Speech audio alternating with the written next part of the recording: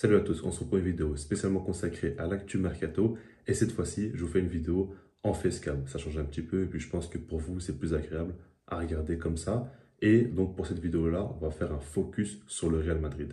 Maintenant avant de commencer, ça va mettre un maximum de likes, ça m'aiderait énormément et ça me ferait très plaisir.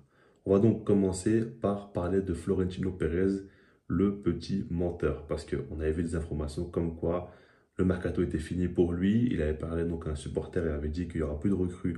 Maintenant, on voit des informations comme quoi il y a des joueurs qui vont arriver très prochainement. Donc, on a compris que c'était un petit peu pour brouiller les pistes et que, évidemment, je vous ai dit, on ne va pas faire toute la saison au Real Madrid en tant que titulaire. Ce serait tout simplement insultant pour les supporters du Real Madrid et même pour le monde du football. Je pense que personne n'a envie de voir ça. Tout simplement, donc, il y aura des joueurs qui vont arriver. Le premier, c'est Arda Güler. Fabrizio Romano part du fait que c'est bouclé et qu'il va donc rejoindre Madrid. Ce qu'il faut savoir, c'est qu'il a une clause de 17,5 millions d'euros. Et donc, le Real Madrid, ce qu'ils ont fait, c'est qu'ils ont payé plus cher. Ils ont payé donc 20 millions d'euros, avec en plus de ça une commission pour son agent.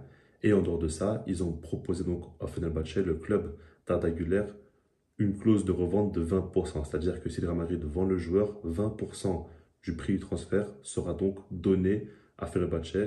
Et ça, c'est quand même assez fort. Honnêtement, pour moi, c'est énorme. 20%, c'est quand même un gros montant. Et donc, le Real Madrid a mis plus d'argent que le Barça.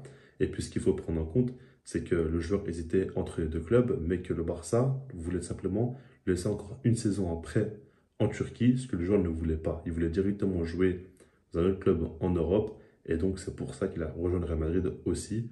Donc, tout ça, il faut le prendre en compte. Maintenant, est-ce que c'est un bon transfert ou non? Déjà, ce que j'aimerais dire, c'est que, évidemment, c'est un énorme talent. Il est suivi par beaucoup de clubs. Et c'est sûr que de pouvoir le recruter, dans un premier temps, c'est une bonne chose parce que tu prépares un petit peu l'avenir. Et dans un second temps, t'empêches le Barça de se renforcer. Donc, dans tous les cas, c'est évidemment positif pour le Real Madrid. Maintenant, en dehors de ça, ce qu'il faut dire, c'est que ce n'est pas forcément un profil nécessaire pour le Real Madrid. Ce n'est pas forcément un besoin. Alors, certes, sur l'aile droite, il n'y a pas non plus grand monde. En dehors de Rodrigo, bah, il n'y a plus Asensio, par exemple. Il n'y a pas non plus une énorme concurrence. C'est vrai, mais quand tu regardes dans le milieu de terrain aussi, il y a quand même du monde. Et Arda Güler, c'est un joueur qui peut jouer au poste de numéro 10, au poste de milieu de terrain assez avancé et au poste d'ailier droit. Le truc, c'est que déjà, il y a un joueur qui se rapproche énormément de ce profil, c'est Brahim Diaz. C'est exactement la même chose, hein. C'est un milieu de terrain très offensif, mais qui peut aussi jouer sur l'aile droite. Et donc déjà là, il y a une question qui se pose, parce qu'il revient de près, on sait qu'il aura du temps de jeu normalement. Là maintenant, on le met directement en concurrence avec un autre jeune en plus, surtout qu'il y a déjà quand même des joueurs en attaque au milieu de terrain. Donc ça complique un petit peu les choses. Et même en dehors de ça, ce que j'aimerais dire, c'est que le Real Madrid, avec les jeunes joueurs, ça ne marche pas toujours.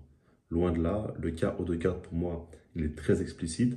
On l'a bien vu, ça a raté plusieurs fois, hein, parce que au début, il avait commencé, on peut dire qu'il était très jeune, donc c'est pour ça qu'il a raté. Mais après, il a fait un prêt du côté de la Real Sociedad qui était vraiment très impressionnant. Il revient avec beaucoup de confiance, il a prouvé dans le championnat espagnol.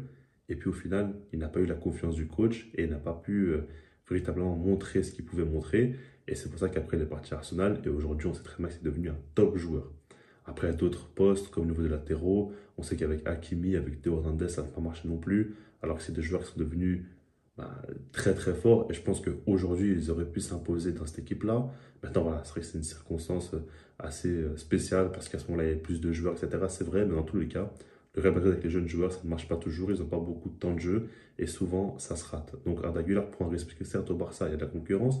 Mais au Barça, les jeunes ont beaucoup de temps de jeu et arrivent généralement à bien progresser. Donc ça, il faut quand même le dire. Maintenant, en dehors de ça, je pense que pour l'avenir, c'est quand même un super transfert. C'est un joueur qui est très jeune, très talentueux. Et évidemment que c'est quand même une bonne pioche pour le Real Madrid. Maintenant, il faudra surtout voir comment Carlo Ancelotti va s'y prendre, comment il va l'utiliser et est-ce qu'il aura du temps de jeu ou non, donc par rapport à son rôle. Maintenant, on va passer au gros dossier qui concerne donc Kylian Mbappé. Et je ne vais pas simplement rappeler ce qui s'est passé. Je pense que vous avez tous dû le voir. Évidemment, donc Nasser Al-Khelaifi, le président du Paris Saint-Germain, a donc donné 2 semaines à Mbappé pour qu'il prenne sa décision. Soit il prolonge, soit il quitte le club. Maintenant, ce qu'il faut prendre en compte, c'est qu'il y a une guerre de communication entre les deux parties. Et on comprend vite qu'ils veulent à tout prix avoir le bon rôle, chacun, que ce soit le PSG ou Mbappé. Et c'est un petit peu moche, on ne va pas se le cacher. Maintenant, ce qu'il faut comprendre surtout, c'est que Mbappé, dans l'idéal, lui, ce qu'il veut faire, c'est continuer cette saison, enfin, la saison prochaine en tout cas, au Paris Saint-Germain pour pouvoir partir librement, prendre sa prime de fidélité au PSG et, en plus de ça, prendre aussi une prime lors de son arrivée au Real Madrid, donc il gagnera beaucoup plus d'argent. Alors que s'il part dès maintenant, il y a un manque à gagner quand même assez énorme pour lui, et c'est l'inverse pour le PSG. En fait, économiquement, les deux veulent s'en sortir. Si maintenant le PSG le vend, bah justement, eux, ils vont se mettre bien économiquement, mais Mbappé non, et inversement, si Mbappé part librement. Donc là, il faudra voir comment ça va se faire. En fait, tout dépend d'Mbappé. Est-ce qu'il va absolument cet argent ou non? Maintenant, ce qu'il faut comprendre, c'est que le PSG, ils peuvent faire ce qu'ils veulent, ils peuvent dire ce qu'ils veulent. Bah, c'est Mbappé qui prendra la décision et c'est lui qui maîtrise la situation. C'est ça qu'il faut prendre en compte. Et vu qu'Mbappé prend des fois des décisions qu'on ne comprend pas forcément, on peut s'attendre absolument à tout, même une prolongation, on ne sait jamais avec lui. Maintenant, honnêtement, je pense qu'il partira dès cet été parce que le Real Madrid, ils n'ont pas forcément le choix. Ils savent très bien qu'Mbappé, ils peuvent venir librement, certes, mais si jamais ils ne le font pas cet été et qu'ils recrutent personne, les supporters vont devenir assez dingues. Là, on le sait, attendre une saison avec José en attaque, c'est pas trop viable. Et c'est pas non plus trop viable de recruter un joueur pour qu'une saison après, Mbappé aussi arrive. Enfin, c'est quand même assez compliqué, honnêtement, mais personnellement, je pense qu'il va venir cet été. Après, je peux me tromper, mais c'est mon avis personnel. En tout cas, le Real Madrid doit faire une offre, certainement. On parle de 200 millions d'euros, évidemment, pour une année de contrat. C'est énorme. Maintenant, ce qu'il faudra surtout voir, c'est sa prime. Parce que s'il vient pour 200 millions d'euros, plus une prime de 50, 100 millions d'euros, évidemment, c'est beaucoup trop démesuré. Je pense pas que le Real Madrid va aller aussi loin, mais on ne sait jamais. Vu les demandes de Mbappé qui sont très très hautes, ça pourrait se faire. Maintenant, en dehors de ça, comme je dis souvent, Mbappé au Real Madrid, c'est pas non plus si logique que ça. Surtout avec le fait que Benzema ne soit plus là. Il va donc jouer au poste de numéro 9, ce qui n'a jamais réellement été son poste. Et on ne sait pas non plus comment ça va se goupiller devant en attaque. Donc j'attends quand même de voir, mais pour moi, c'est pas si logique que ça. Je pense que dans l'idéal, le Real Madrid devait prendre donc un numéro 9 plus Mbappé qui puisse jouer sur une aile. Alors là, encore une fois, il préfère le côté gauche, mais à Vinicius. Donc voilà, honnêtement, avec Arda Güler et Mbappé, on a vraiment beaucoup de positifs, mais il y a quand même des questions à se poser. Et il faudra voir comment Carlo Ancelotti va tout simplement s'y prendre.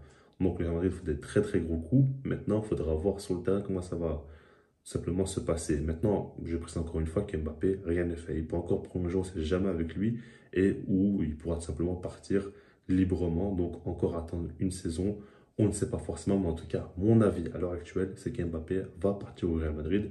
Je pense que là, s'il fait une saison de plus au PSG, il peut risquer même pour sa carrière personnelle de perdre encore trop de temps. On ne sait jamais. Un an dans le football, c'est quand même beaucoup. Il peut y avoir un autre joueur qui va commencer à exploser. Le Real Madrid peut changer d'avis. Ça peut être très vite. Là, je pense qu'il a déjà laissé passer sa chance une fois. Le Real Madrid est encore là. S'il le fait une deuxième fois, c'est quand même assez fou. Et je ne le vois pas encore prendre autant de risques. Donc on verra. En tout cas, voilà, je vous laisse là-dessus parce que moi je vous dis peace.